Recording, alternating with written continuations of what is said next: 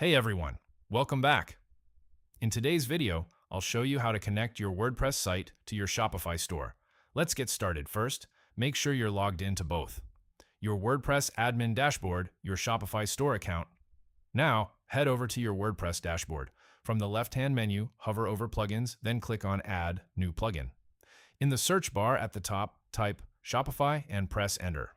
You'll see several plugin options. Some are third-party tools. For this tutorial, look for Shopify Importer by Cat's Web Services. This plugin is useful for transferring products, data basic, store information. Click Install. Now, then click Activate. Once installed, go to your Installed Plugins section and locate the Shopify Importer plugin. Click on Settings or Manage to open it. From here, you can configure the connection between your Shopify store and your WordPress site. Follow the on-screen instructions to import your store data and complete the integration. And that's it.